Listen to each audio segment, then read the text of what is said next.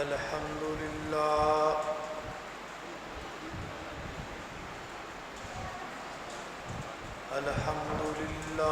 وكفى والصلاة والسلام على من لا نبي بعده الحمد لله على نعمه الظاهرة والباطنة قديما وحديثا والصلاة والسلام على نبيه ورسوله محمد وآله وصحبه الذين ساروا في نصرة دينه سيرا حسيسا وعلى أتباعهم الذين ورثوا علمهم العلماء ورثة الأنبياء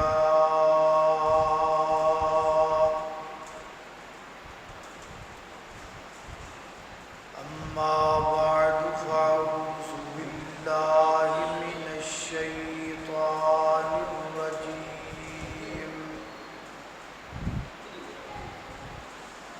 بسم الله الرحمن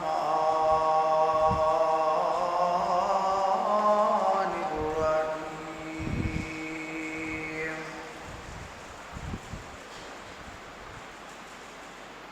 وعد الله الذين آمنوا منكم وعملوا الصالحات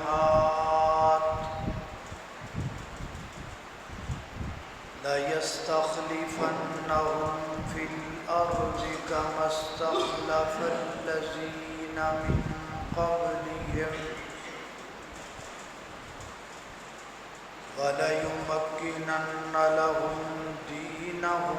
الذي ارتضى لهم وليبدلنهم من بعد خوفهم أمنا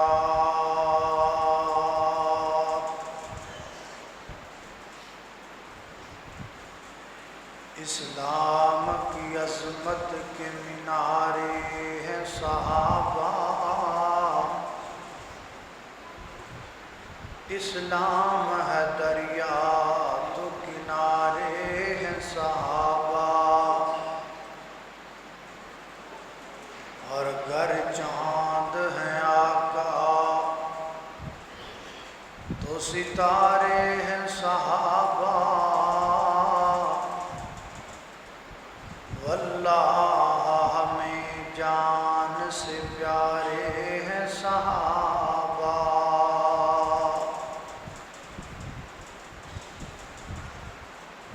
مختصر حمد و صلات کے بعد کسی بھی ملک اور کسی بھی ریاست میں اگر یہ دیکھنا ہو کہ وہاں کا حکمران اچھا ہے یا برا ہے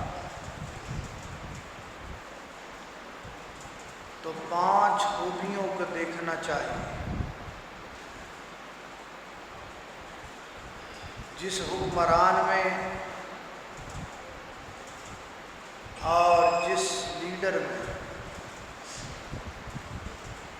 5 خوبیاں ہوں گی وہ بادشاہ اور وہ حکمران اچھا ہوگا اور اس کے دور میں اس کی ریاست میں ترقی ہوگی خوشحالی ہوگی امن کا ماحول ہوگا سب سے پہلی خوبی یہ ہے ایک اچھے حاکم کے لیے کہ وقت کا حاکم اللہ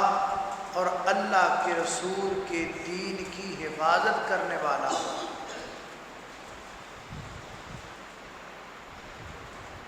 اچھے حاکم وقت کی دوسری علامت اور نشانی اور خوبی یہ ہے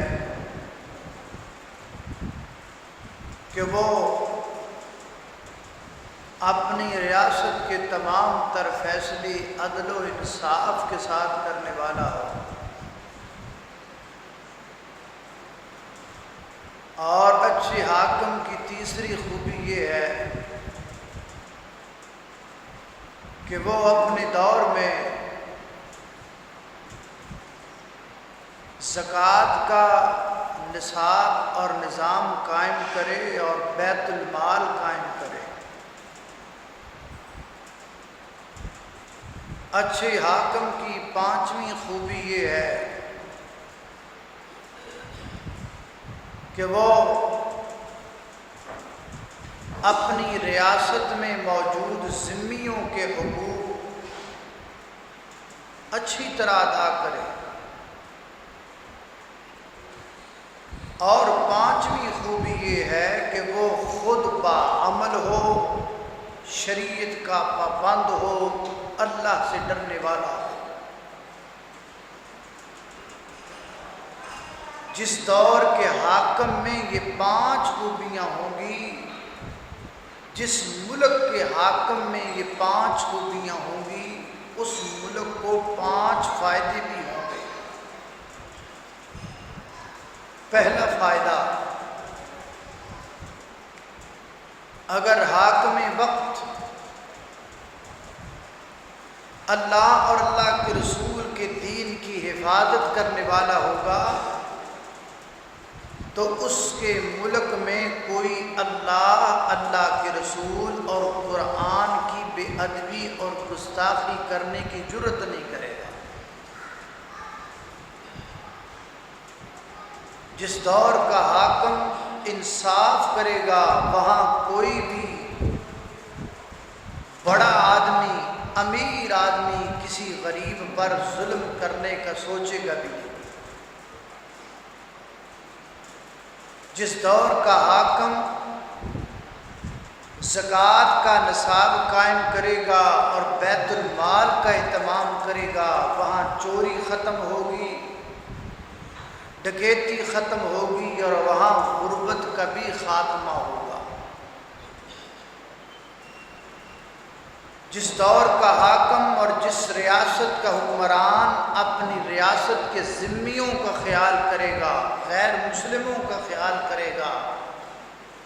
وہاں اسلام زیادہ پھیلے گا، لوگ کلمہ زیادہ پڑھ کے مسلمان ہوں۔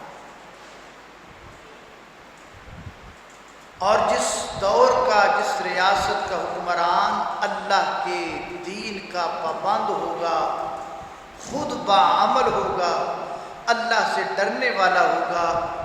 اس ملک اور اس ریاست پر اللہ کی نصرت کا نزول ہوگا، اللہ کی رحمت کا نزول ہوگا۔ اب یہ پانچ خوبیاں کہاں ملیں گی؟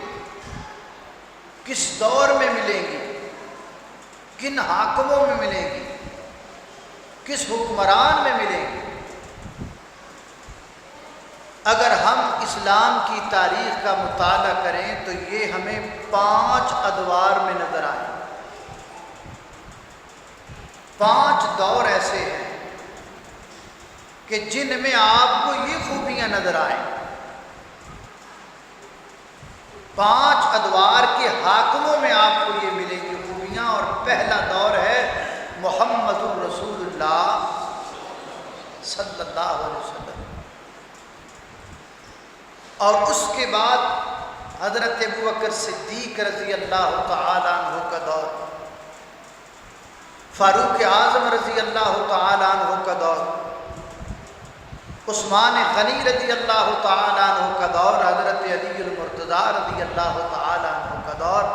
اور ان 4 خلفاء کے اس دور کو بولتے ہیں خلافت راشدہ۔ یعنی 2 سالہ حضرت ابوبکر صدیق کی حکمرانی، 10 سالہ حضرت عمر رضی اللہ تعالیٰ عنہ کی حکمرانی، 12 سالہ حضرت عثمان رضی اللہ تعالیٰ عنہ کی خلافت، 5 سالہ حضرت علی المرتضیٰ رضی اللہ تعالیٰ عنہ کی خلافت، اس میں کچھ ماہ بھی ہیں، اور حضرت حسن رضی اللہ تعالیٰ عنہ کی 6 ماہ کی حکمرانی ملا کر یہ ٹوٹل تقریباً 30 سال بنتے ہیں۔ یہ ہے خلافت علی منہاج السنہ، یہ ہے وہ دور جس دور کو اسلام کا سنہری دور کہا جا سکتا ہے، اور یہ خوبیاں آپ کو ان میں نظر آئیں، اور یہ وہ دور ہے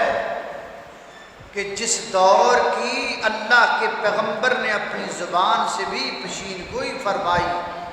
اپنی امت کو اس بات کی خبر دی، اور اللہ کریم نے اپنی پاک کتاب قرآن کریم میں یہ وعدہ کیا کہ جو لوگ